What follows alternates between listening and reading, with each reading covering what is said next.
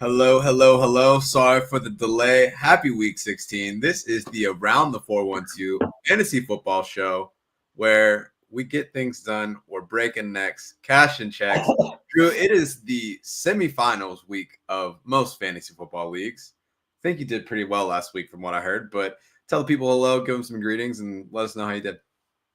Feeling good, man. It's happy to be back in the playoffs for most of my leagues. It sounds like it's fresh, but like I had buys in a bunch of them, so it's a little different. I haven't actually felt it in those leagues yet, but the ones I didn't have buys in, I think I'm going to advance in all but one. A couple of them are those 2-week playoff things because the ESPN standard's weird with that, and I hate it, but I should advance in everything except for that one league, which is a free league, and that's the one league where I took Christian McCaffrey 101. So the fact that I even made it. Yeah, for sure. No, there's so many variables at play. The leagues that I am in, I advanced in all but one last week that I made the playoffs for. I have a couple dynasty teams that didn't really get it done. My auction league, I got completely obliterated by injuries this year, so that was super great. But I had one league. I led the league in points. Sunday was Christmas with my in-laws. I'm going in. I'm feeling good. Cooper Kupp on Thursday gives me the goose. I'm like, not great. I ended up losing by 8 points. Here's the problem. I started Zane Gonzalez as my kicker. And Drew, I know you love kickers, have them in all of your leagues. But Zane Gonzalez pops up on the injury report, inactive for the game. I'm doing Christmas stuff, completely miss it. So if I would have played a different kicker, probably would be telling a different tale. But you blame the kicker, but you should really be blaming that goose. Cooper Kupp. I know. Yeah, there was just a lot of series of unfortunate events. We had a couple guys get injured in game. I had Lamar put up like 50, so it was like that gave me at least the fighting chance to overcome it. But it is what it is. But on the plus, I did advance in Scott Fishbowl 14, so I'm in the semifinals. Had some, I guess, good breaks, which we'll get into. So I have Kendre Miller, which will become relevant here when we get into injuries. But yeah, we'll see what happens. I think I'm going to need a monster week that I haven't had yet this season to get into the finals. But my team's peaking at the right time. I went running back heavy, so that feels super good. And I mean, top 250 feels pretty sick. So I'm pretty pumped about that. What's more impressive, if I win 14 out of my 17 leagues or you place top 10 in Fishbowl? I would say the leagues. I think there's a lot of luck involved in like where I've got to, like to dominate that many. I think that's pretty insane. So as we're getting started, as y'all know, we only got a couple weeks left in the season. We're still trying to figure out what the hell to do with Christmas and the show, and then New Year's. So bear with us. We'll figure something out. We're going to talk ball in some capacity, what that looks like. We'll get there. But in the meantime, get your questions in the chat for this week. Dr. Drew, put on the lab coat. What do you got for us on the injury update front, and what's going on with your cat? Because I know that's what you're looking at. Yeah, that's exactly. She just hopped on the dryer, and I don't know what the heck she's looking at, but yeah, injuries. It's kind of a weird week. I feel like I say this every week, but it's always for a different reason. This is like big name guys going down for the season. That's this week's weird injury week. But Nick Chubb broke his foot right off the bat. He's on IR, probably done for the year. And they said no surgery for him, right? Yeah. I mean, depending on where the break is, if it's clean or not, give it an opportunity to heal on its own.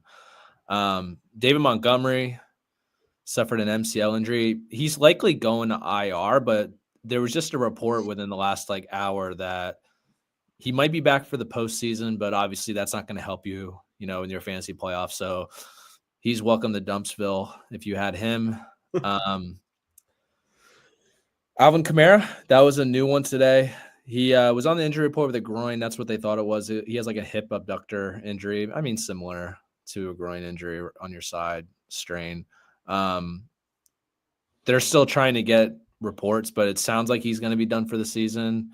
Another guy that, they don't have playoff aspirations. He's older. You might as well just sit him down, especially because they're committed to him for 2025. So he's probably done for the year. Sincere McCormick, I mean, I don't think a lot of people are starting him. We discussed him last week as a Tinder. I actually played him last week over Travis Etienne. That also probably would have won me the week. Yikes. And you swipe left too, and you don't even listen to your own advice. I just really didn't like ETN. I know we've been hating on him for a lot, but you swipe left, and you got all these great points. You're just You know my strategy. I go into the playoffs and then I overthink it. I get too deep into the numbers and then bad things happen. honestly, like you should submit lineups and then make sure Zach and I proofread them before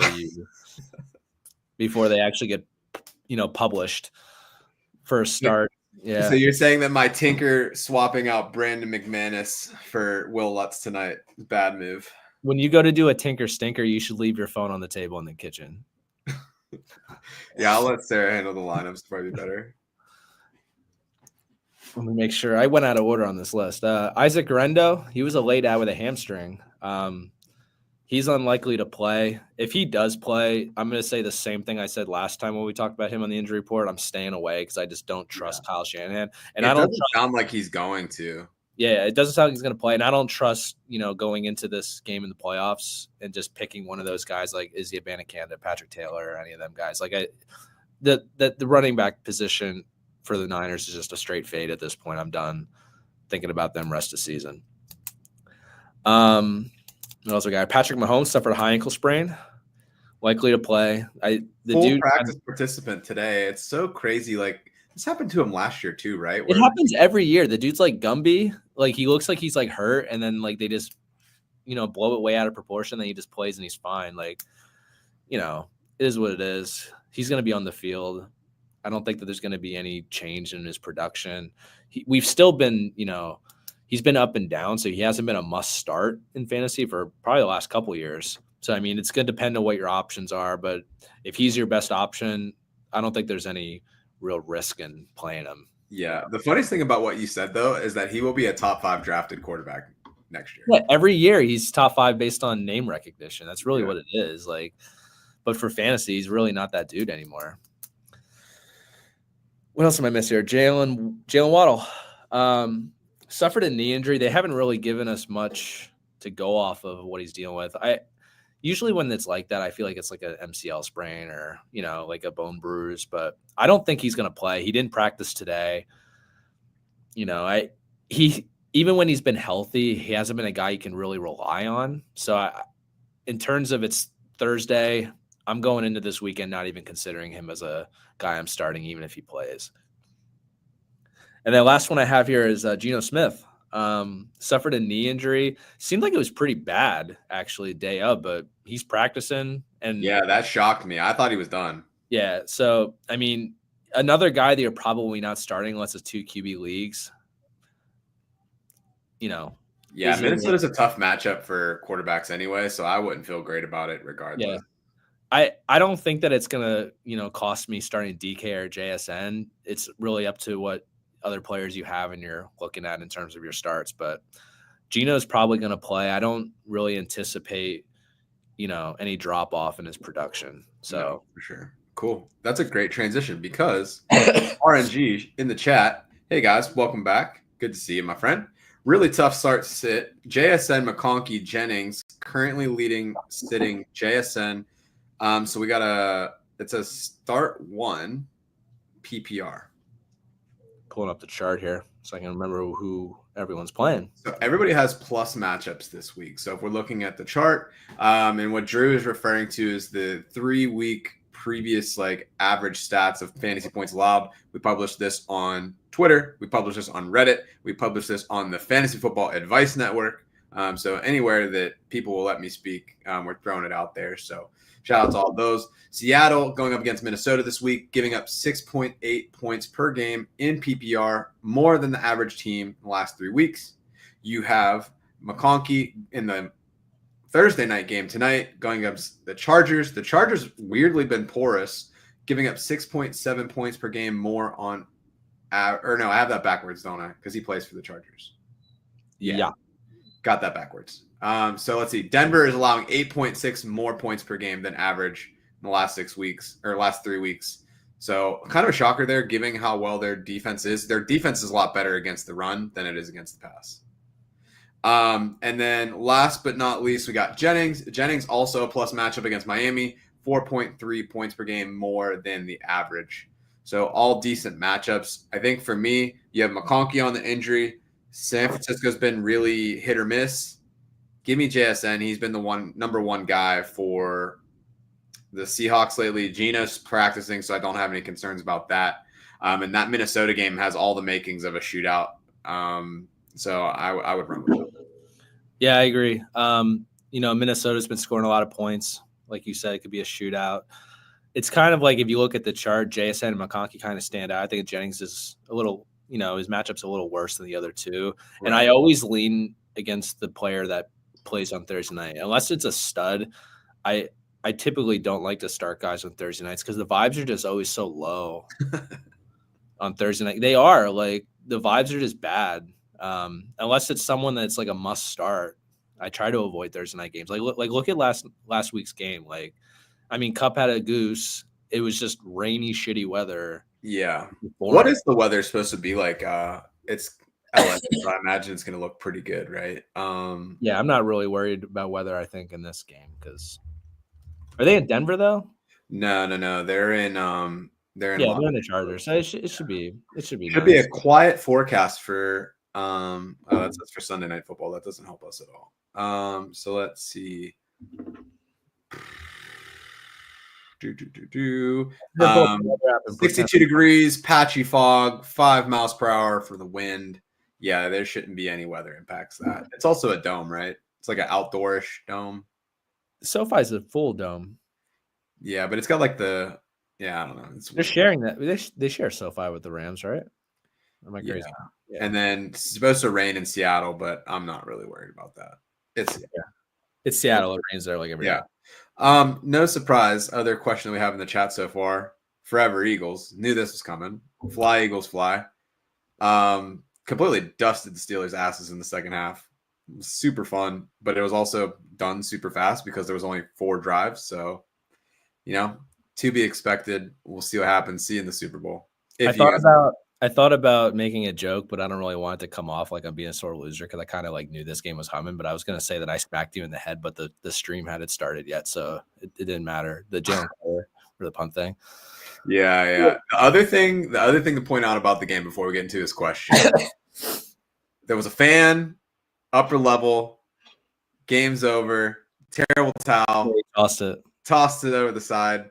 We all know terrible towels can fly. It went back to Pittsburgh and is now being used as like a baby blanket at McGee Women's Hospital.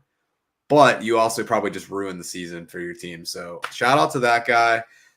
That Eagles team is just absolutely phenomenal. If Jalen Hurts can avoid turnovers, they're going to be really tough out come playoff. Well, he's avoiding turnovers. He's not really taking many chances. Right, and he hasn't had to.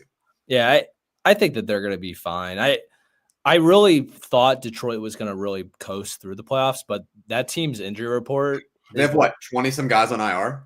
It's insane. Yeah. It's insane. So, the Eagles should have a pretty clean path. I think that, if they face the Commanders in round 1, which is kind of like a real possibility, or if they don't get the bye, there's a good chance. Yeah. But if they don't get the bye and they face the Commanders, they should roll, but I feel like they could play them tough, and it might be their worst matchup, and that's kind of where they're heading. But I think that they should be fine. Yeah, we'll see what happens. But getting to the question, so he's got Kamara in 3 leagues. Since he's doubtful, who would you trust in the RB2 spot? Najee, Patrick Taylor. We also got some options on waiver wire: Ramondre Stevenson, Tajay Spears, Tank Bigsby, Alexander Middleton, and Kendre Miller. Half PPR. Yeah, I don't know how you could start Najee against the Ravens. That's a clear out. I don't know if you could start Patrick Taylor. I think you might have to fly with Kendre Miller for me personally. Yeah, I think out of the group, Buffalo, they've been porous against the run, but how long before that game turns into a blowout and they have to pass? Yeah. They don't really have anyone else though, too. True. You could say the same thing about Vegas, though. I don't feel great about Madison, even though he's going up against Jacksonville. That does nothing for me. Bigsby, maybe, but it's been a split, so I don't feel comfortable with it. I would rather, out of this whole list, the only names that have real appeal to me, Najee, who you said we can't really mess with, Taylor, complete unknown of what they're going to do in that room, and he's also their 5th string running back. So do we really want to go down that path? Ramondre, I'm iffy about this Buffalo situation. Kendra Miller, I know they're playing Green Bay, but like, one, they've given up 5.9 points per game more on average in the last 3 weeks of full PPR. I get it that it's half PPR, so I have a chart for that. Half PPR, it's been 4 points per game over the average. They don't really have anyone, and he's looked good. He's actually looked better than Kamara has running the football. I think part of that is because of the injury. He's been banged up a lot this season. I think, one, you can't drop Kamara until we get the official word. It sounds like he's going to be out, but the last thing that you want is some miraculous like recovery and then someone else picks him up. I dropped Kamara in a few leagues, but it is risky. But Schefter's not really the type that would send the tweet out unless it's likely to happen. So that's why I dropped him, especially because like I got 2 weeks left. I don't think I'd start him with his injury status. Like even if he were to play, I don't feel comfortable. That's why I dropped him. But it is risky because you don't know if Schefter's blown it out his ass or not. Like I just don't feel like I'd play him, so I drop him. But yeah, no, I feel that. I find it shocking if he were to play at all again this season based on the way that the tweets were. It's just like you can find someone else to drop probably and then just be sure. Yeah, always just it's the playoffs. Just drop someone that you know that you won't play. If you're not going to start him, you don't need him. Cool. All right, let's keep this party rolling. Co-commissioner in one of my dynasty leagues, Mike Payne. How are you, my friend? Good to see you. All right, so we got Kenny Three Sticks, aka Ken Walker III, Charbonnet. So one of those two, or Lab McConkey tonight, full PPR.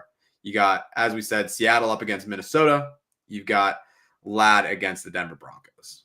So this one's tough because, like, I've been searching everywhere all day trying to figure out the Seattle backfield because I don't think either of those first two guys are going to play. Really? Yeah. Who's next on the list for them? I haven't been able to find a real option. Like they have that. Like I don't know if you could start anyone from that backfield because it doesn't sound like that either of them are going to play. I mean, if one of them does play, they're a smash start. Yeah. But I just don't. They haven't practiced yet. Neither of them. Kenny McIntosh. Yeah, he was the name, but like I'm not starting Kenny McIntosh in the playoffs. So it's like respect Kenny McIntosh. I won't. I won't. McIntosh apples are shit. Okay. I do like the matchup for Lad. He has been a little bit banged up. I think he's a lot more healthy going into the week. I know you said that you don't want to do the Thursday night thing. That doesn't scare me at all. There's been a lot of really good Thursday night football. So I would roll with Lad. If you had more info on one or the other, I would say, yeah, it's unfortunate that you won't get that information when you need it. But yeah, I would say let's roll with McConkey tonight. I'm not playing Mike, so I'm not too worried about it. Let me see if there's any updates with those two while we're running through this because they're in the West Coast, so their reports come out a little later today. Yeah. So. All right. Yeah. So you give that a peek. I'll keep rolling through with the questions. Also, Drew, I'm going to ask because this is Mike's question. So one of the things we do with these guys is who has the best chocolate in Pittsburgh? So we got Betsy Ann, Saris. How are you feeling about it? Do you have any thoughts on this take? I can't because I never had it. I've never had any of those chocolates. All right. Well, that settles that. The next time you're in Pittsburgh, we're doing a chocolate review with Drew, and we can get some unbiased outside of Pittsburgh results. I've done a lot of things in Pittsburgh, but eating chocolate at one of those places is not one of them. Yeah, that's crazy. I won't put any bias on you. Me and Mike differ in this regard, but yeah, he's still a good dude. Is there a difference in terms if it's dark chocolate or milk? This is going to be a milk chocolate test. Blind taste tests we'll make it work. All right, good. Because if it was dark chocolate, like it's a little too strong for me. I'm not a big fan of dark chocolate candy. Yeah. Cool. Yeah. So yeah, milk all the way. Yeah. Mike obviously bringing it home for Betsy Ann. Sarah Sky here, man of taste. If it's good enough for TJ Watt, it's good enough for JJ Watt, it's good enough for me. So we'll see what happens. We're hearing that the dark is mediocre coming out of camp, but this is not a chocolate show. Let's get back to the task at hand. So Tyler Sperry, how you doing, man? Still alive in the playoffs. So our advice is working at least a little bit. So good on that. So we got Lutz, or I'm assuming this is Reichard from Minnesota, right? There's no Richard kickers, is there? No, it's Reichard, and I also have no opinion on this, so you just drive. Okay, yeah. So me and Drew are actually texting about this. So Drew hates kickers in fantasy football. There's only one league that he's in. And you're in how many leagues? 18? I'm in 17 leagues. I have one league where there's a kicker spot, and it is fishbowl. Yeah, I love having kickers. I love the chaos of kickers. I think there is like some element of skill to choosing your kickers. I have won thousands of dollars for choosing the right kicker in leagues. So for this week, I had the same predicament. So you got Reichard from Minnesota. Tougher matchup if you're looking at the. I can't believe you're talking about matchups with kickers. Why is that a tough thing? You want to look do you either get a first down often or you don't and you kick? Like that's no. So there's two things that you're typically looking at to when you're going to stream a kicker. The first is going to be the over under for the game. So you want higher the better. Yep. Second thing, you want to maximize the favorite because the favorite is likely to be in the lead. They're going to be more comfortable with kicking the ball. Right?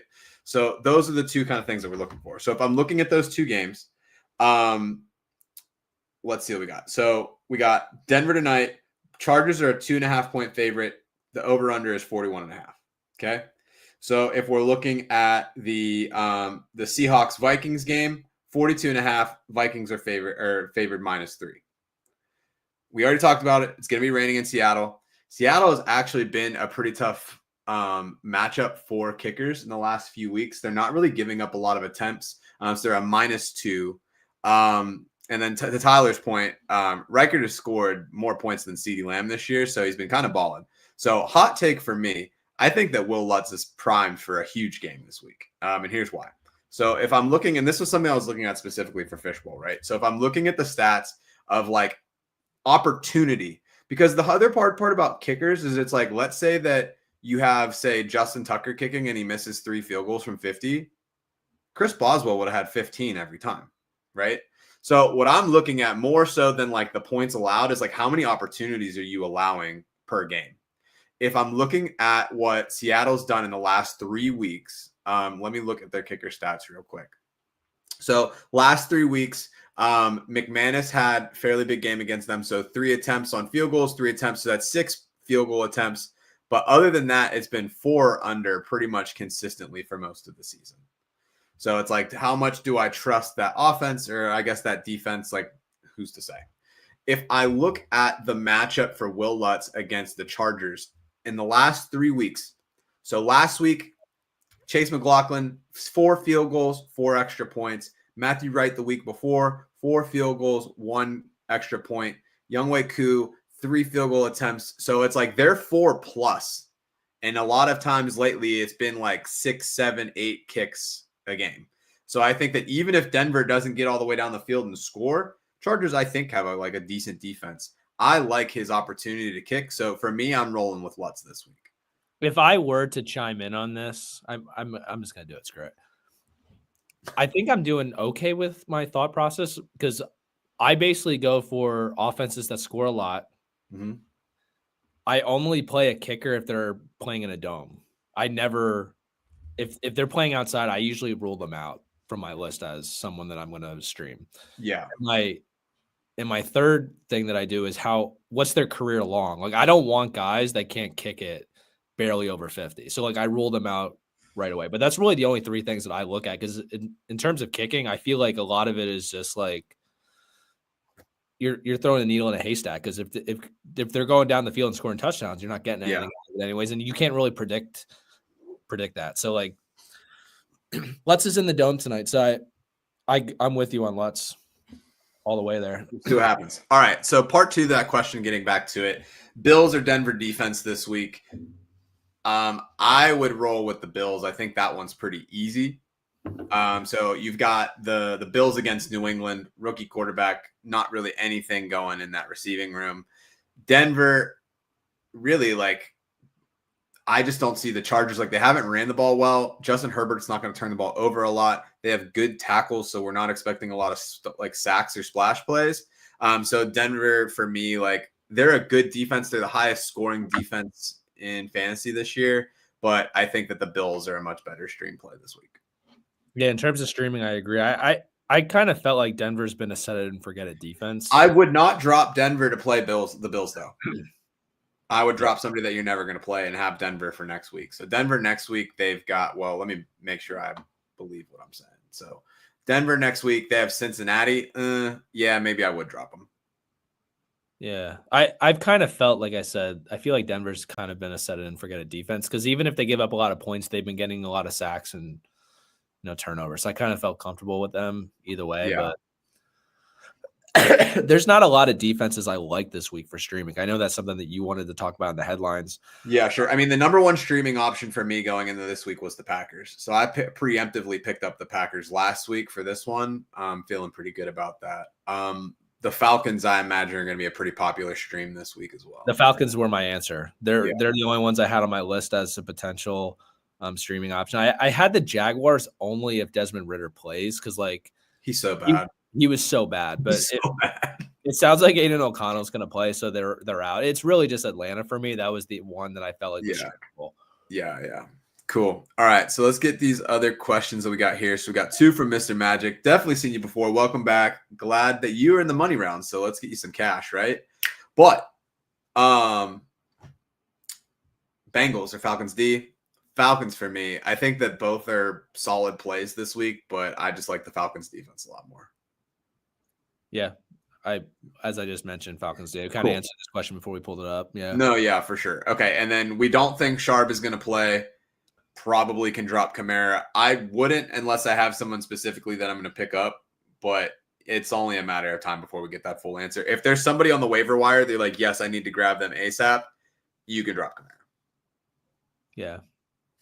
I'm hoping Charbonnet plays, because I really don't think Kenneth Walker plays.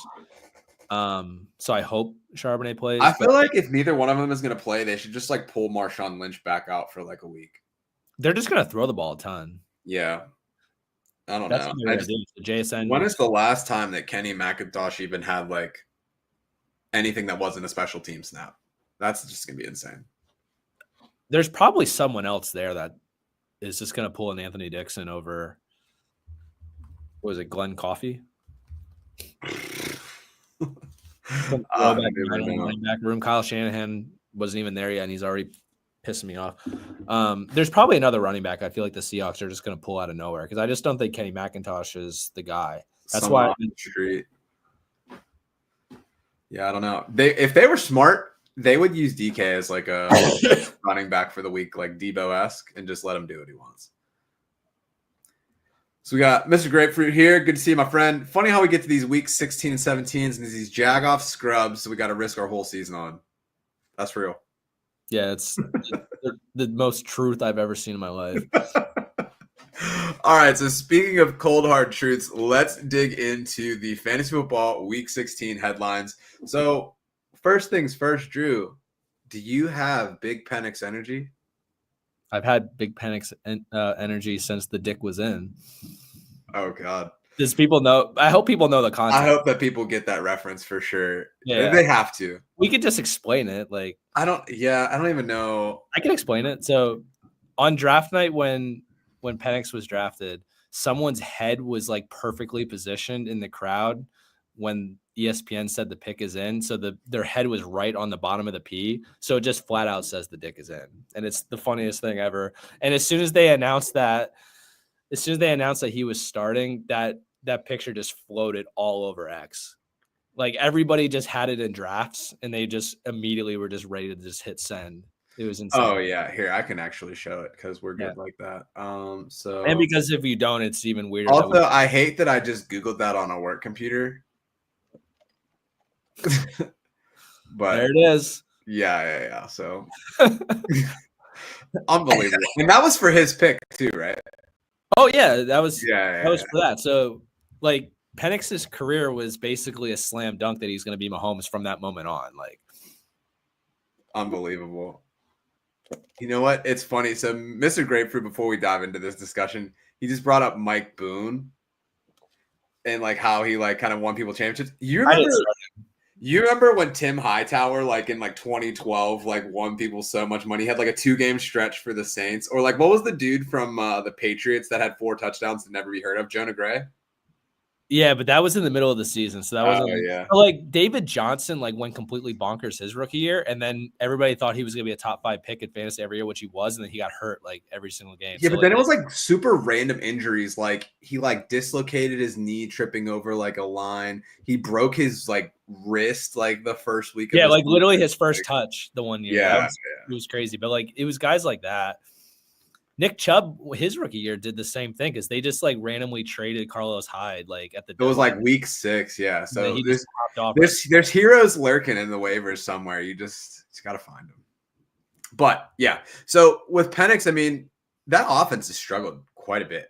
Oh Right? yeah, this was the easiest decision I feel like any head coach has ever had, honestly. Because like, if you just look at the numbers, how many touchdown passes has Kirk Cousins had in the last 6 weeks? I know it by head. Do you know? Oh, I don't know off the top of my head, no. One in 6 games, he's had one. And it was that double move to Drake London last week. Yes, one. Like that's insane. And he's had 9 interceptions during that stretch. Like it was over. Yeah, Over. it's I have not no good. idea where he's gonna go next year. He's gonna get another opportunity. The Browns. That the Browns fans, like, let me just speak some truth to you. His contract is so bad. You have to just deal with it for the next 2 years. Like they have no choice. They could Russell Wilson it though. And just cut it and just eat the money. It's like 130 million though. I hear you, but they have the quarterback on the cheap contract, so it's like you're basically just paying him. There's just no way. They just have to suck it up. I don't know. They just I mean, have if to I'm Kirk, I'll take the Coles cash and play backup QB, whatever. He's done it before. Yeah, but how are you gonna pay Kirk and Deshaun? Oh no, yeah. The only way that the Browns or somebody like that gets him is if he gets cut and he takes like the vet minimum deal. Listen, I was praying for this downfall, but I want the Browns to want Shedeur Sanders so bad because I know that Deion's not going to let him go there, and it would just be the funniest saga ever that he wouldn't go there. But they're not going to pick high enough for that to happen. They just need to they should just let Jameis have fun for the next 2 years. They'll pick high. Yeah, it sucks. But he's just not doing good. Yeah, I know. I don't think DTR is the answer. I don't know why they're playing him. It's almost a tank. They have to just live it up with But at least Jameis is like a fun tank. That's the thing. Like Jameis is fun, but they have to deal with Deshaun. Like they gave him all that guaranteed money and made the stupidest decision ever. Everyone knew it at the time. It was a stupid decision. And they just have to deal with the consequence. Like you can't the amount of money he's due is more than what the 2017 salary cap was. Like I know it's 7 years ago, but like that's not that long. Yeah. To think about how bad that money is. Like you just have to deal with it. And it sucks to be a Browns fan because like Browns fans hate him too. Just they hate that dude, but they just have to deal with it. Back to the topic at hand. Do you have any reservations on, say, like Bijan, Drake London going into this week with the unknown of Penix going and sliding into that QB spot? They got the Giants, right? Yes. I mean, yeah. This is the perfect game for them to make this switch because the Giants have been so bad on the ground that they could just ride Bijan and Tyler Algier all night. Yeah. And I mean, they absolutely got throttled last week by Lamar. Yeah. You can't start Kyle Pitts. If Drake London if you're thinking about him against other players, I feel like I'd probably lean against him, even though the matchup's good. I just think it makes too much sense for the Falcons to just ease into Penix's rookie year, and they should run the ball more. He's going to throw, but is it going to be enough to support those guys in the fantasy playoffs? I'm not sure. I think I'd rather just deal with Bijan and not really start many other Falcons players. But if you have to, I mean, I would get it because Drake London was such a high pick. Yeah. But you have to have a better option than Pitts at this point because even for sure, at his best moments, it's still, it's been extremely inconsistent. All right, cool. So the other big QB change, as is tradition, backup quarterback Mason Rudolph with his throw so bright. Will he guide that sleigh? I guess next week. I don't know. No. But Christmas season's here. Mason Rudolph is here. He came in, threw 2 touchdowns, brought some life to that option. offense. One, what are you doing with Will Levis in Dynasty, if you can do anything at this point? Two, again, same question. Pollard, say, I don't know, Nick Westbrook, Akine, any, a lot of people. Calvin Ridley. Like, what are you doing with those guys? Honestly, like Rudolph played a lot this year already to kind of give us like a idea of what it looks like. It really hasn't been that much different. I'll be honest with you. Like, I looked at all of it. It's like you're trading mid for mid. The only thing with Mason though is that like, especially last year when he finished his career with the Steelers last year at the end of the season and led him to the playoffs, like the dude has like this mentality where he's just going to sling it because he has nothing to lose. But like you can't play a Titan, a receiver in the playoffs. You just can't. I have a feeling that did you pick that OnlyFantasy that I thought I did. Okay. Yeah, the one that we mutually agreed to because I've gotten so bad at it that I don't want to mess people up. So I'm gonna reserve this for you when we get to that point. But I'm not gonna start any of those guys. Yeah. Interestingly enough, I was just looking at my phone. Ken Walker just got active on the ESPN fantasy, which is crazy because it says he didn't practice. I got the same notification, but it says he didn't practice. Yeah, I don't know. More while we're flowing here. We'll see what we got. So as we move into our next segment, let's get this last question. So we got Nino in the chat. What's up, my G? Should I bench Cooper Kupp to start Ladd McConkey tonight? You want to transition into the next thing, or is it out of order? No, let's just do it. I can find it. All right. So, Nino, we are going to answer your question, and you just give us a cool transition for Fantasy Football Tinder. So let's do it. I'm going to make the screen small. We're going to make our faces big, all that good stuff. So let's make the donuts. All right. So a little background. There we go. Great. So this is Fantasy Football Tinder. If you haven't been with us so far this season, one, you're missing out. We're strikingly good looking and hilarious, and we know ball. But just to give you all a little breakdown of how this works, we're going to give you an example with our friend Zachary Smith. And what we want to know today is, Zach, is he the greatest Pittsburgh philanthropist since Andrew Carnegie? Everybody sees all the work that him and Tyler have been doing for Around the 412, helped over 60 kids in the 412 and 724 area codes, bringing them all of the different fun things that Christmas has to offer. So really proud of those guys and all the effort that they did. So kudos to you. Everybody's probably gonna be like, yeah, awesome. He's amazing, doing all this good stuff, nominated for the Walter Payton Man of the Year. There may be some dissenters in the room that don't want to swipe right, which you'll see with the green hearts, but they say, hey, yeah, but like he didn't kill anybody to do it. So obviously there's just like a skill issue there. So they're gonna swipe left and hit him with the red X. So can I comment on this Tinder quick? Sure. I'm assuming you're swiping right? Yeah. So when I was a kid, my dad used to make me like do book reports, and like he'd give me like a topic, and I had to write reports on. And he would like come home, pull out a red marker, and literally grade this thing. Like he didn't want me to like lose my touch during summer, so like that was what I did during the summer. He made me write this long paper on Andrew Carnegie. So it's really funny that came up, and I'm wondering if I should make Noah write a report on Zach in like 15 years. Like I like it with the bleach blonde. And we're getting live updates from the chat. Ken Walker full practice today. Yeah, full practice. These apps just aren't doing a good job of really updating us in time. So yeah, Brian's winning. Practice. I need these updates, big dog. Come on.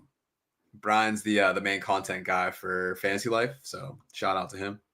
All right, so let's get into that first Tinder, right? Mm-hmm. So funny enough, first Tinder, Cooper Kupp had the goose last week in the first round of the playoffs. A lot of people very unhappy, probably lost their matchups. But Drew, in your mind, going into this week, do you think that the Kupp is still runneth over? Real quick, what is this tweet you sent out about why we were late? What is this? You were pooping. It was my fault that we were late, but that is not what I was doing. But next time I'll send you a picture of my feet. That way you know if I am or not, for real. Anyways. That is not a Pittsburgh Steelers first down. Okay, so I was really looking into this because as soon as the goose happened, I sent you a text. I was like, this is obvious. Like, we have to talk about him as a Tinder. Yeah. His his production's actually really been down since Puka came back. It's clear as day if you just watch the Rams play that Puka's the guy. Like they're manufacturing touches to him. Oh, Like for sure. the dude has nearly 15 targets a game since he's been back. It's kind of insane. But Cooper Kupp, he's still getting enough, in my opinion, that I would swipe right. He's first of all, he's led the wide receiver group with snaps. He's been on the field way more often than anyone else. Puka obviously is right up there too, but he's playing a ton of snaps. He's still at 7.5 targets a game. I feel comfortable playing him moving forward. It's just that he's had some dud weeks since Puka came back. So it's kind of like we can't rely on that guarantee that he's going to put up big numbers for us anymore. So really for me is I'm going to swipe right. And I think that you just have to think about your roster construction more if you have Cooper Kupp, because if you have like a risky lineup and Cooper Kupp is in it, it's gonna be nerve-wracking playing him in the playoffs. But if you have guys that have a higher floor and you can risk Cooper Kupp, I think he's still gonna be in my lineup in those situations. But he's doing enough on the field. He's out there. It's just a matter of getting the targets. And last week's game was brutal. We already led to it. It was pouring, like no touchdowns. It was just ugly. So I'm throwing that one out. Yeah. There was really only one other game where he really struggled. I do think that their schedule isn't really that good. But this week, they're going up to the Jets against the Jets, and they haven't really been playing well on defense. And he should avoid Sauce Gardner because he lines up in the slot. So I feel good about him this week. I'm more worried about when he plays against Arizona and Seattle. But Seattle in Week 18, if you are playing in Week 18, I have a good chance that game gets flexed to Sunday night because that game could literally be for. It could be a playoff game, pretty much. Yeah, it could be for their division. I just think that that's a game where I feel like Cooper Kupp is going to show up. So for me, it's really just that Arizona game because they've only been giving up 26.9 fantasy points to wide receivers over the last 3 weeks, which is kind of surprising. Given it being Arizona, but that's really the only matchup I feel like I don't feel good about it, but he's a guy that I'm going to put in my lineup. Just think about how you're setting your lineup and who else is in your lineup when you have Cooper Kupp, because he could give you a dud. Yeah. So I think I'm with you. There's two things that I want to say. One, that is the first time that Cooper Kupp has played an entire game like that and not scored. So like, to me, that's an anomaly of the situation. I think you're very correct in the sense that, hey, last year, Cooper Kupp was the alpha and then Puka was kind of like the secondary. That's definitely flipped. So if you're expecting him to return that, like, maybe he's going to put up 20, 25, like that's not here. Right. And I know that you love this. Like, you're a big Puka guy. It honestly might be one of my best hits that I've had in fantasy football. It's definitely up there for sure. I got 100% ownership of him and I got him at the rookie draft. Yeah. The one thing that I will say specifically about this week, if you look at production to slot positions receivers for like the season, the Jets are giving up the most points per game in the league at 20.1 fantasy points per game. So I think from that perspective alone, he's a start for me this week because he's primarily going to be their slot guy. It's a great matchup for him. Like you said, the Jets are struggling. So I think that we go with him there. But you do need to temper those expectations. We do need to really treat him as like a wide receiver 2 flex, not as this like, hey, he's going to dominate touches and see what happens. So that lineup up that Nino just put in the chat. Yeah. Also, Nino, I'm not ashamed. It's just not true. I'm not going to lie to the people. All right. So should I leave Kupp in? We got Baker, Saquon, Chase Brown, AJ Brown, CD Lamb, Laporta, Kupp, and Connor. Should I switch Kupp and Lad? This is the exact lineup that you play Kupp. I disagree. I would play Lad. So when you got Baker, Saquon, and Chase Brown, I mean, AJ Brown's been back and forth, but I think that they figured it out.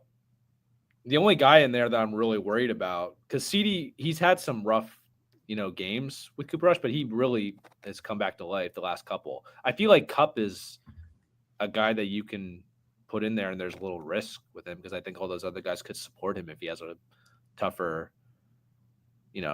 Yeah. But But Lad is also in the same vein, like. But he's the one. That's why I like it. Like, he's the guy. So I would run with Lad. I don't. But what is Lad's ceiling? That's the thing. Like, is Lad like? I don't think that he has the makeup to score a lot of touchdowns, but he's getting a lot of catches. If he gets in the end zone, great. But like, who's more likely to score a touchdown? I would think if Kupp is not the primary target, and I think I would say that Ladd is like slightly, but not by much. I feel like Kupp would get more targets in the red zone, but I don't know. I think that it doesn't really matter in my opinion because I think the rest of the squad is so good that like It always matters. I know, but like they're not that much different for me. No, yeah, they're not. I just think that I like Ladd's floor enough to roll with it. So Yeah, I mean, who do the Rams have again this week? The Rams are playing the Jets. Oh, right, we just said that. Yeah, I mean, I don't know. Chargers against the Broncos defense, and Kupp against the Jets. I just don't think that there's that big of a difference there. For me, that's like the second to last guy going in my lineup too. Like everyone else. Yeah. Cool. Like you could honestly put them in a hat or coin flip it, and I would be fine with either. That's really where I'm at. Cool. Yeah, I could never do that. I would be so stressed. Although I will say the coin flip, it would like show you the result, and then you either feel good about it or you say that the coin was wrong, and then it kind of gives you the answer anyway. You started Davis Mills in the playoffs, and I stand by it. All right, he said no donuts again. Nina's swiping right too. I wish we would do that more in the chat. Like I want to know, like, are people swiping right, left, whatever? Maybe that's the next. Posting it on X and letting people vote on a poll. Like no one votes on my polls. It's not like thirst trappy enough. I don't know what it is. There's like a very like weird like niche about like fantasy football Twitter where it's like certain people have to like and retweet your stuff in order to get engagement. Yeah. I am not in that like group. So but Zach can just retweet it and everything that he does gets attention. Yeah, whatever. But he's Andrew Carnegie. And we can get him to post a thirst trap with this, with the poll. One of him. Yeah. Valid. Okay, so Chad wants to know how I was rocking around the 412 for 2024. So since you asked, via the GoFundMe, $4,370 were raised. That led to 66 kids being impacted from the mission this year, 54 Salvation Army tags, and then 8 other children with 3 local families. So really good stuff. So since 2019, 177 kids all helped from rocking around the 412. Super dope. So I was hoping to get 30 this year. We doubled it. So I guess we got to go for 100 next year. So let's see. Zach and Tyler and them are killing it. Yeah, they're awesome. Great peoples. All right, Drew. So let's get to Fantasy Football Tinder number 2. Hot start. Slowed down a little bit. There's a little bit of concern. People are talking about this guy quite a bit. Has King Henry's reign come to an end? Yeah. I feel like people are going to expect one thing and they're going to be surprised by getting the other. So I swiped left on King Henry as a guy that traded for Derrick Henry a month ago in a dynasty league for the down stretch because I was like, I really feel like I can win it this year. The reason why I'm swiping left, Justice Hill and Derrick Henry are basically splitting snaps over the last 4 games. It's been 50-50, 55-50. Over that stretch, he's only averaging 11.8 fantasy points per game. 11.8. He has 1 touchdown during that stretch. Yeah, I was going to say, he hasn't really found the end zone at all, which the first, 8-9 games of the season, he scored every game. Yeah. And he has to score a touchdown. That's the thing with Derrick Henry. If he has to score a touchdown, and you're in standard scoring, the dude has no shot to be in the top 25 or 30. If he has right. Yeah, he's not getting targets. There's no way. Yeah. He has 4 receptions in 5 games. Yeah. And the Ravens are just kind of making it look like they're trying to make Lamar MVP. It's like, we're going to win these games. I mean, when he's doing what he's doing. Yeah. I mean, there's no point in, it's working, right? Yeah. So that's really what the main point is that Lamar's doing his thing. And if you go up against the Giants and put up the numbers that Derrick Henry put up. That was supposed to be like the smash of all matchups. The smash of the century. Yeah. Like almost as much as the Camara smash from 2 weeks ago. That didn't happen. Don't remind me of that. But it was the same matchup, Yeah. right? It's, it's bull. But they're playing the Texans this week. Who? What? The Baltimore Ravens are not playing the Texans this Oh, they week. play the Steelers this week. Sorry. I skipped that. I skipped it. I skipped ahead. Sorry. They have the Steelers. He struggled against us though. He was But he basically did score. he was saved by that touchdown. Yeah. Like he had 10 fantasy points and he scored a touchdown. He was saved by it. So I skipped over that because I basically was expecting the same thing. I mean, if Derrick Henry breaks one, great, but like I don't see how you can depend on that. So I skipped right from there and I went to the Texans. They're averaging 18.9 fantasy points per game to running back. Texans are a real tough matchup for sure. Exactly. So like it's not getting any better for them. If you play in week 18, you have the Browns. There's a real chance that the Ravens are locked into the 5 seed at that point. They should be locked in. I mean, they're going to be locked in one way or the other. Yeah, they're going to know what they have. I wouldn't be surprised if they sat people week 18. Exactly. So 2 tough matchups. Can't believe I skipped this week. That's also, wait, what? It's funny because like you asked me about the show next week, and I like skipped days in my head about how we're going to do the show. Because like I actually think that I could do the show next week because my brain was thinking that it was a different day. It's not registering in my head that Christmas is on Wednesday and there's football. So like it's like really spinning in my head. So I'm all over the place for these next 2 weeks with the Steelers schedule. It's the weirdest thing. But he faced the Steelers a few weeks back, 10.6 fantasy points, and he scored a touchdown. He's not getting anything in the passing game. Lamar is killing it.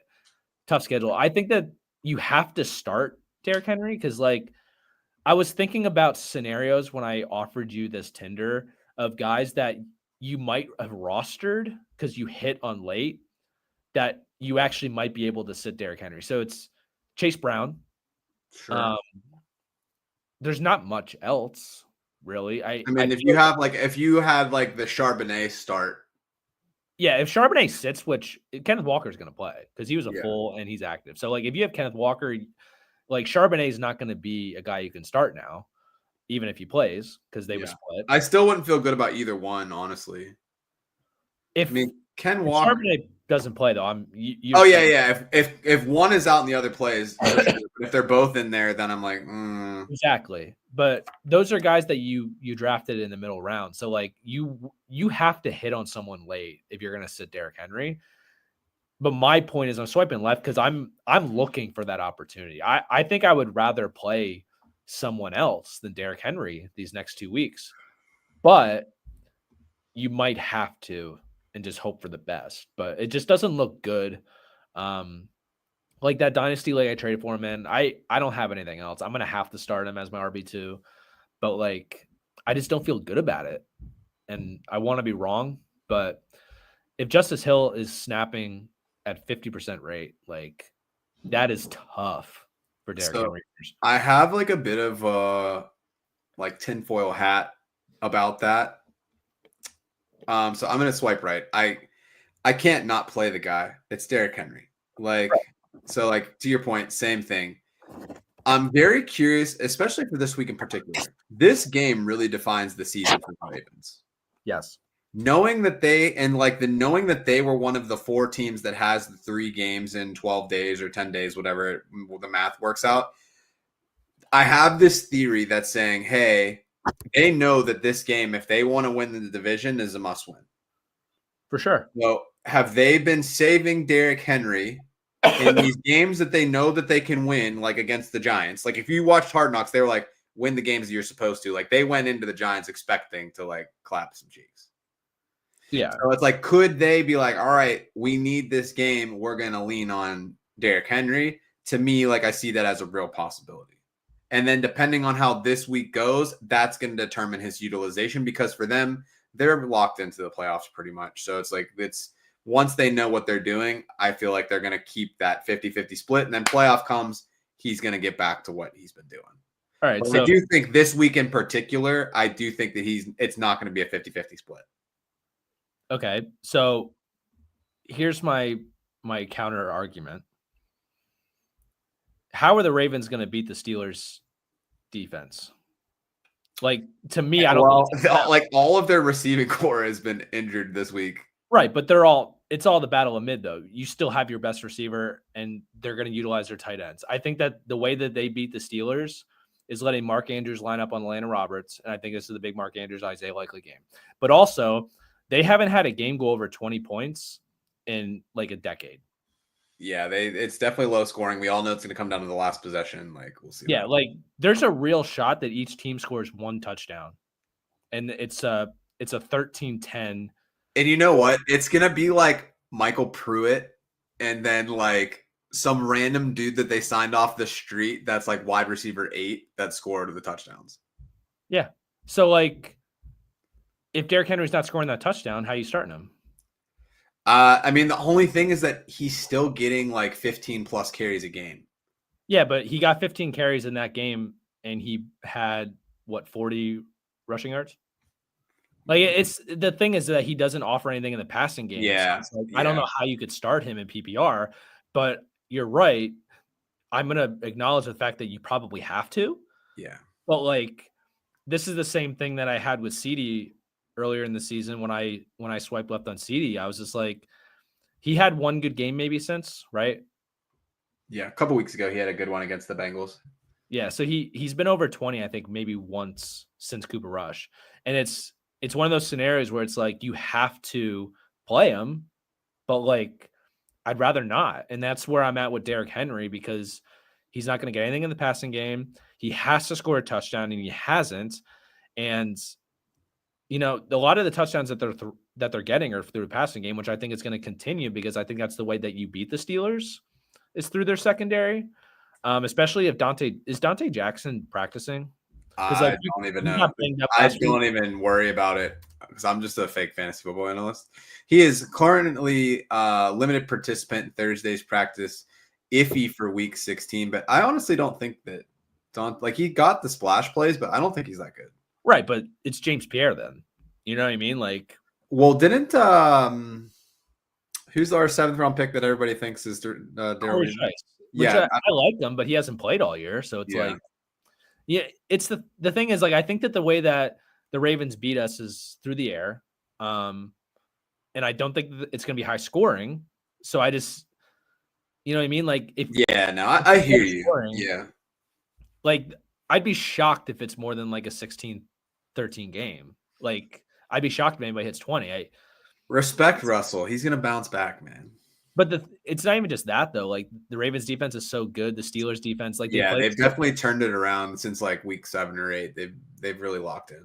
Yeah, I don't know. He has to get in the end zone, or else there's just no way he pays off. Yeah, I feel that. All right, so let's get some questions. I'm seeing some interesting ones in here, particularly from Chad as always. But so we got one from George Jr. Would you start Bo Nix tonight or wait for Patrick Mahomes? 6-point passing TD league. I mean, Mahomes is going to play. I'm not really worried about that. Chiefs and Texans on Saturday could be pretty fun. Yeah, I don't think so. I think that's going to be a nasty defensive battle. Houston's been solid on D. Kansas City's defense is awesome. To me, Bo Nix smash start between the two. He's been like QB8 or better pretty consistently throughout the year. Mahomes really hit or miss. How did Bo do against the Chargers first time they played? Let's look. That game was super low scoring, if I remember correctly. I think it was like a 17 to something kind of game. I think it was like That's what I'm kind of worried about. That's the reason why. Like I feel like this would be a so the let's see. It's 23-16. Kamani Vidal actually scored. And then let's see. Bo Nix went 19 for 33, 216, 2 TDs, and 1 interception. And then he had 6 carries for 61 yards. So I would go Nix. Yeah. I mean, Nix is going to offer more rushing too, so he's probably a little safer. Especially with the ankle thing. It's just like I don't even want to mess with it. Yeah. All right, let's get into the one that I want to start talking about. So, Kamani Vidal over Justice Hill. This is the night he gets the touches, surely. I'm not going to chase touches. I'd rather go with Hill, who has like the consistent workload. I don't see Vidal like really doing a whole lot. That was a J.K. Dobbins backfield, and everybody else is just not great. We've said it a million times on the show. Vidal was almost a cut candidate in camp, so like I'm not going to trust him in the semifinals of fantasy now. Yeah, I'm not a Vidal guy.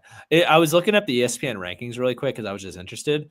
They have Bo Nix ranked as the 19th best start this week, and they have Patrick Mahomes at 18th. Like they're both just like super mid. Yeah, it's interesting.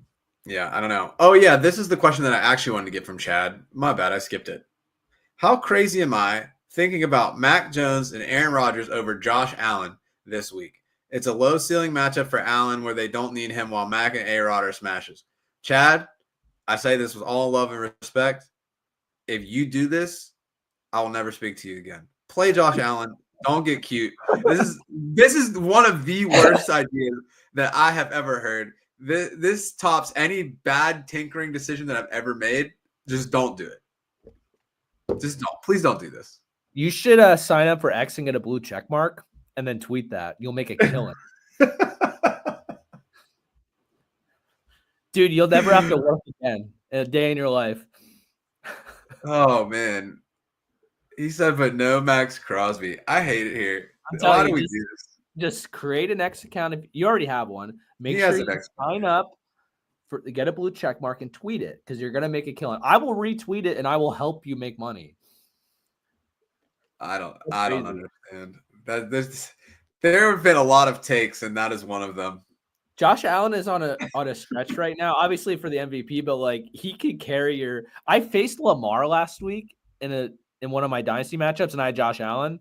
And Josh Allen's the only reason why I won. They canceled each other out pretty much. Yeah, and he's been doing that weekly. It's not really just like this was out of nowhere. He's been doing this for 4 years. Yes. What are we doing? Like, you know how like there's the can't drop list on fantasy? It should be like you have to start him. Like you can't. Like he's been so good that you should be forced to start him when he has a bye week. Like because he said that this feels like an 11-point Josh Allen week. If he does that, I mean, I'm going to be eliminated in a shit ton of leagues. So he hasn't had less than 20 points since week 5. And that was against Houston. And then Miami put 9.8. So like reasonable defense. That doesn't even count because James Cook went for like nuts. Like he had 3 touchdowns or 4 touchdowns, and 2 of them were like 60-yarders. Like they didn't even have a chance to move the ball because he just kept taking it to the house. So like that was an outlier. You have to start Josh Allen. I don't know why we're still talking about this. We're moving on. I'm getting because it's really funny. Like if you're gonna get eliminated in fantasy football, get eliminated with Josh Allen. Could you imagine losing because you benched Josh Allen? Oh man, there's just no way. We're going to OnlyFantasy, where apparently we should have picked Aaron Rodgers or Mac Jones because they're smash plays this week because there's no Max Crosby. But in this segment of the show, 1, we're getting close to the end. So if you have any last minute questions, get them into the chat for us so we can get those answered for you. And 2, we will kind of talk about player each that we think is going to be in for a good week.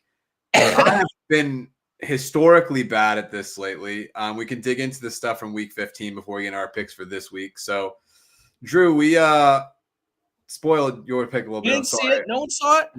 No one saw it. But yeah, I've got a bug, man.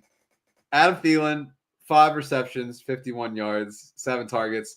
Back-to-back weeks, I have selected wide receiver 39. It's like insanely impressive in its own right. Your tight end, TJ Hawkinson, essentially the same exact game, but it does a little bit more on the tight end side, so tight end 10.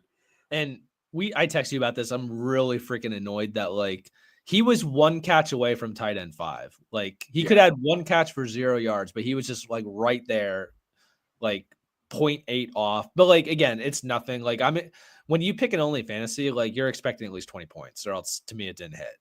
Yeah. So like, tight end 10 based on the fact that the position sucks. But the Adam Thielen thing, I'm pretty pissed off at you because like that's on me. That's on me. I dapped him up like crazy at the beginning of the show, and I started him in several leagues, but I had Josh Allen in those leagues, so like I was good, but Yeah, anyways, everyone saw mine, so it's Jerome Ford it is Jerome Ford. How did you know? Besides it being yours. because I texted you and said I want Jerome Ford. Yeah, so Jerome Ford. Obviously I let off the show with Nick Chubb breaking his foot. I think that Jerome Ford has kind of been like getting the shaft a bit from the Browns because like he's been better based on the eye test all season. Obviously, Nick Chubb's coming off the injury, but this isn't like something new, and it's annoying because like he's playing way more snaps than Nick Chubb was even before the injury. Well, But yeah, the because touches, he was primarily like the pass catching back for them, which was working better in the offense, I feel like. exactly, and it's just everything about him. So like week 13, he outsnapped Nick Chubb 57-29. Week 14, 40-26. Week 15, 36-21. Like some of those weeks, he was doubling his snap count on Nick Chubb, but he really wasn't getting the ball as much. It was just the passing down work. And, they play, who did they play again? Like, they're playing the They're Bengals. playing Cincinnati this week. Yeah. So a thing that I was looking at with the Bengals is like, it's been a smash every week for whoever plays the Bengals, but it's kind of been like who you think the best player is on that offense that's really been doing it against them. And I feel like a lot of people are going to be like, okay, well, Jerry Jeudy, you know what I mean? Like, I just don't think that they're going to throw the ball as much with DTR. Well, DTR can't. He's terrible. Yeah.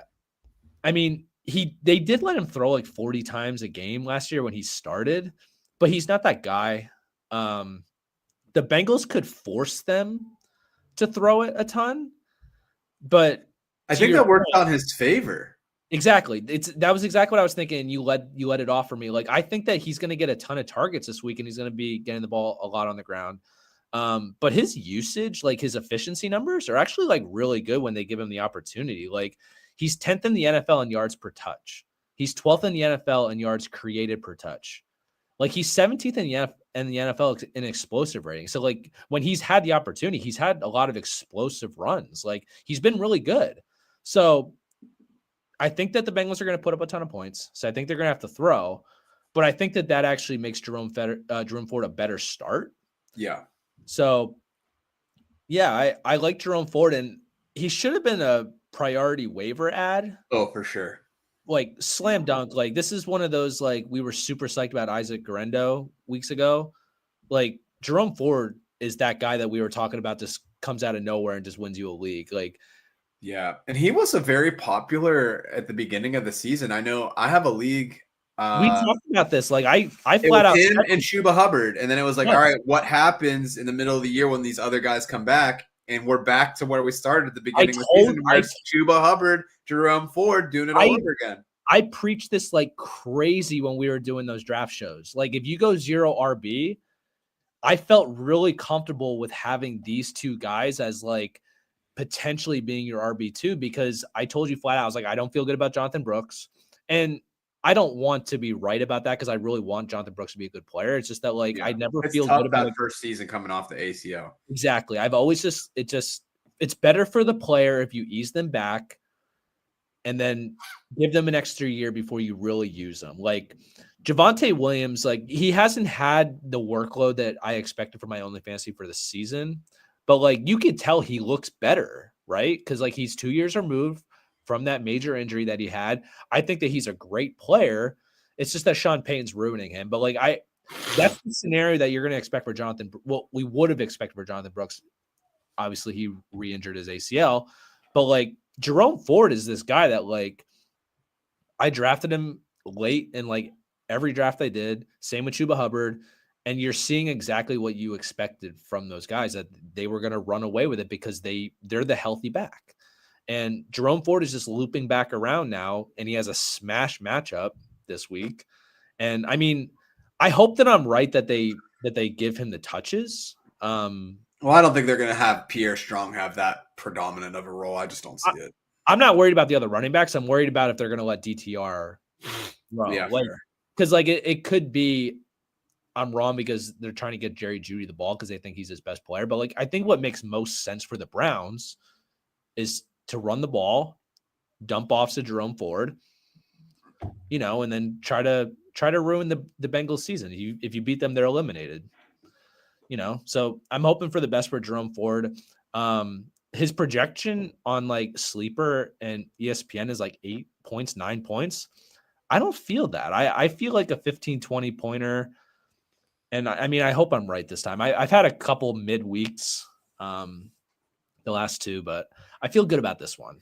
Yeah, no, I like it too. It's definitely a good pick, good matchup. I mean, it's definitely a good one. So in the spirit of trying to like screw as little people over as I can this week in a semifinal matchup, I didn't want to give like the frick sickness to like a player that was probably going to be getting played this weekend. So tried to go a little bit more outside the box, because if I hit, then it's a cool story. If I don't, then I'm not going to feel bad about like giving people that sort of scenario. So I am rolling with Chigo Okonkwo this week. So we got Mason Rudolph, Money Mace coming in at QB this week. Chigo Okonkwo set a career high last week with 8 receptions. If we look at the way that the Titans utilized the tight end room last week, so when Mason came in, they had he had 209 yards, 2 touchdowns, and 22 minutes of play. Obviously, they're playing catch up. It was a kind of come from behind, like relaxed defense sort of situation, but they had 16 targets to tight ends last week, and I think that's going to continue. If we look at the matchup for Tennessee, you got against Indianapolis. They're really strong against wide receivers. They're a plus matchup for running backs and for tight ends. They're the best matchup with the exception of the Bengals, who are just not good at defense really ever. But 6.1 points per game, more on average for PPR. I think Chig has another nice week, and then maybe I'll finally get off the schneid. And if not, I don't think I have him rostered anywhere, so I don't really care if I don't. Remember how big of a guy it was for Chig? Like that. Yeah, you were all in on Chig for sure. And you know what? Here's the thing. Tight ends, it takes time. That offense, especially when the quarterback play, sucks. Like, he's one of those people that could get dropped in like a dynasty situation that I would definitely pick up like without hesitation. He's available in dynasty leagues that we're in, I think. I mean, Flash has him in life, but I don't know about the other one. I think I'm the one that dropped him, so I'm pretty sure he's available in that one. But yeah, but I was a big guy. Yeah, Chad said that his only fantasy is Kyle Pitts, because then I don't even know what to do with that. That's a lot. It's in the whips and chains. They excite him, I guess. But it's funny because he's kind of been like, we're not on the same wavelength in this show, because we like completely destroyed Kyle Pitts earlier in the show before he hopped. I just want to point out that Chad brought up 3 more facts about Aaron Rodgers after we were already saying that we shouldn't bench him or bench Josh Allen for him. Listen, Chad. Is this your how you talk to Noah? Nah. Listen, Chad. If you start Rodgers, that'll take guts, and we need guts. We'll promote you to the show if you start Aaron Rodgers and he hits. No, I want Chad to come on the show, but you don't got to do it like that. I just wanted to quote Ted. I liked it. All right, so I'm Zach here. Amir Abdullah, Alexander Madison. So earlier we got this question about Madison, and I was going to say Abdullah is the guy I wanted to start, but I thought that I was missing something. I think that Abdullah's just looked pretty good. I mean, they're all mid, but like I felt like he was the middest of the mid. I guess the middest of the mid means bad, right? I thought he looked the best. Yeah. Eye test. I thought Abdullah just looked better. And Abdullah also has like the passing work. So, I mean, I think it's just, I don't feel great about that situation. It's better now that Ritter's not playing. I think. Did Chad say that he started Bryce Young over Josh Allen in a week? Is that what he's saying there? Oh, let me just fix my glasses here. You know that meme where you're rubbing your glasses because you got to go like... Yeah, it's like the Spider-Man meme. Yeah, I kind of want you to snip this and make that meme. Chad, what are you doing, bro? I don't even... Hold on.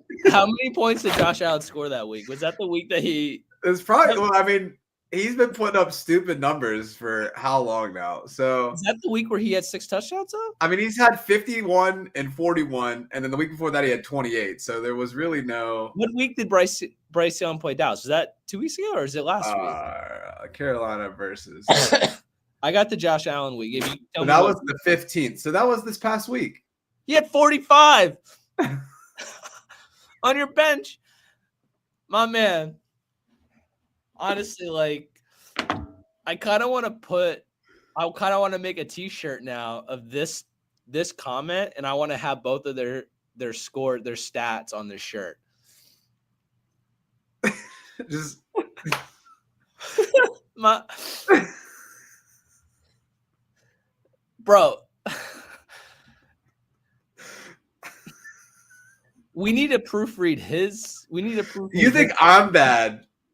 Chad is that's Chad, it's all love, but like, bro, I can't even. He played against Kupp, Henry, and Purdy. Yeah, that's why he survived because Kupp had a goose. Purdy had 5 in the rain, and then Henry had what, 7? Bro, the balls to sit Josh Allen for Bryce Young is the most insane thing I've ever seen. With all due respect, I think that meth is a better choice. You know that you've seen the league, right? Yeah, I know you're not like a TV sitcom guy. Okay, so you know that the one week, like right before the playoffs, when Ruxin just gets like hammered drunk, and then his kid takes his tablet or his laptop and starts changing his life. That's what happened. That's what you should tell people happened. That your kid hacked into your computer. I would have never said this out loud in a public forum amongst my friends. That's you make Davis Mills over Jared Goff 2-3 years ago seem like the smartest thing I've ever done. Imagine the disrespect that you have for your opponent that you would do that though. That you bench Josh Allen. Yeah, you think so little of them that you're like, I'm gonna beat you with him. So, Drew, if you didn't bench Josh Allen in the playoffs, Chad, it's all respect. It's just like it's just pure insanity. This is where you could find us. If you did bench Josh Allen and you need advice, this is where you could find us. On X. You know what, Chad? The definition of insanity is when you do things over and over again and expect the same result. You should start Aaron Rodgers this week. And if you do find yourself starting Aaron Rodgers and make it into the championship, you can find us on X at AT412FF Show. You can find us also on X at our personal handles in the little boxes where our faces are. So at JOEFRK, at Drew Hannes. You can find us on YouTube and Twitch at Around the 412. Like I mentioned at the start of the show, I have no idea what's going to happen for next week. We will be talking to y'all in some sort of capacity because it is championship week, super important. But if not, you can hit us up on these different channels to make things happen. Drew, any closing thoughts for you before we let these people get on with their day? I made a decision. I'm going to put together the most Chad DFS lineup ever. And I'm going to win the Millie Maker this week. I made a decision. I'm making the Millie Maker. I'm retiring. And I will make a donation to Rock Around the 412 in Chad's name if it happens. I love it. We're already getting started for next year. That's great. Aaron Rodgers is already in the lineup. Beautiful. All right, my friends. Well, best of luck to you in these Week 16 matchups. If you're finishing up a 2-week playoff, hope that you can make it to the next round and get into the ship. If this is the semis, let's go get to the championship round. But this has been the Around the 412 Fantasy Football Show. I'm Joe Frick. That's Drew Hannes. Until next time, and we'll see you as we eat up them dubs for next week.